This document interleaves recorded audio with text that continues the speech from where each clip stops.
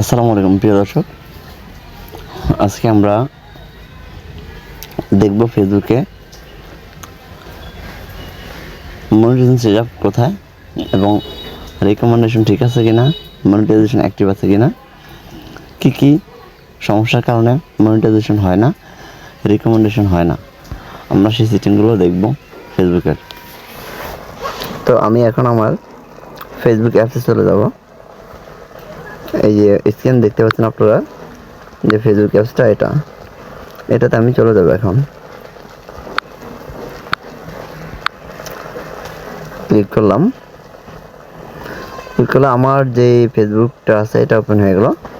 আমি এখন আমার ছবিতে ক্লিক করব। উপরে আমার ছবিতে ক্লিক করার পর আমার প্রোফাইলে চলে যাব। যে এই ছবিটা এখানে আমি ক্লিক করব। ছবি ক্লিক করার পরে এই যে আমার প্রোফাইলটা চলে আসছে।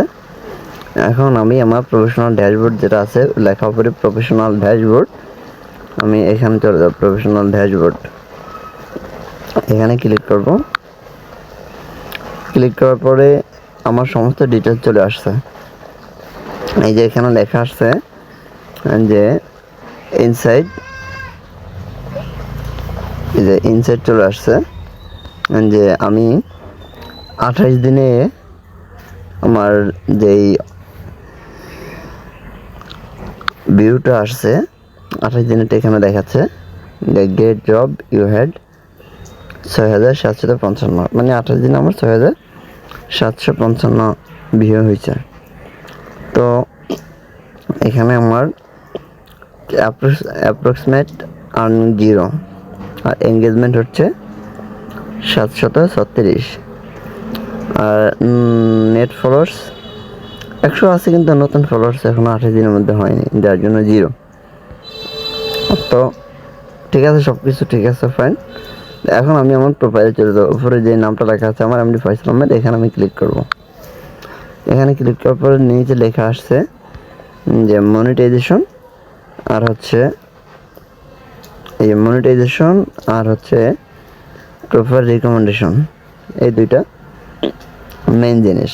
এই দুইটা অ্যাক্টিভ থাকলে আপনার মানি আর্নিং হবে, মনিটাইজেশন পাবেন, আর না হলে আপনি পাবেন না।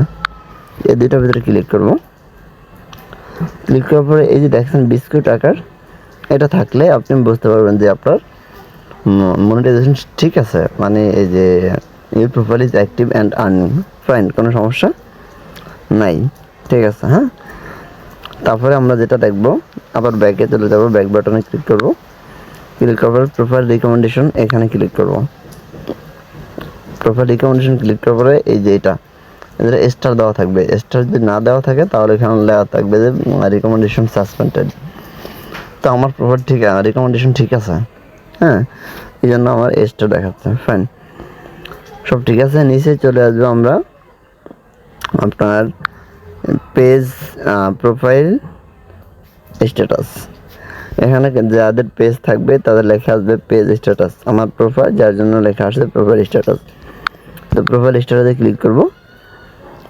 প্রোফাইল স্ট্যাটাসে ক্লিক করার পরে এখানে চলে আসবে যে recommendation active, monetization active, marketplace active, মানে আমার সবগুলোই ঠিক আছে। হ্যাঁ, অনেকের উপরে যাদের প্রোফাইলে সমস্যা তাদের এখানে লেখা আসবে যে ইউর প্রোফাইল সামেস্য, মানে এখানে লেখা থাকবে সামেস্য।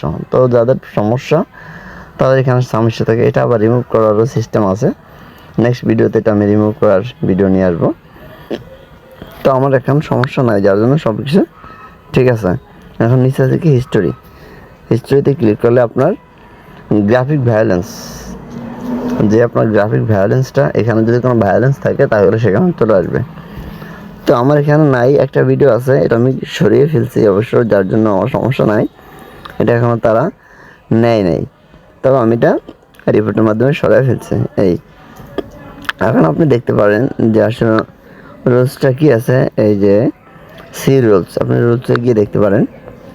এই রুলসে গিয়ে দেখে গ্রাফিক ব্যালেন্সের কেন হয় বা কি ফুল সিস্টেমগুলো এখানে দেওয়া আছে, রিড ইন ফুল। এখানে ক্লিক করলে আপনার যেই নিয়মকানুনগুলো, রুলসগুলো, পুরো রুলসগুলো এখানে দেওয়া থাকবে।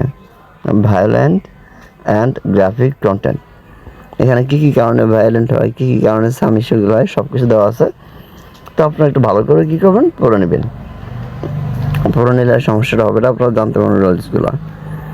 তো এই হচ্ছে আজকের ভিডিও। তো নেক্সট ভিডিও আমি করব, সেখানে সাম ইস্যুটা কী জন্য হয়, কীভাবে রিমুভ করে সেটা আমি নিয়ে আসবো। তো আমার ভিডিওটা দেখবেন এবং লাইক করবেন, কমেন্টে আপনাদের সমস্যাগুলো জানাবেন। আমি চেষ্টা করব আপনাদের সেই ভিডিও নিয়ে আসার জন্য। থ্যাংক ইউ, ভালো থাকবেন সবাই। আসসালামু আলাইকুম।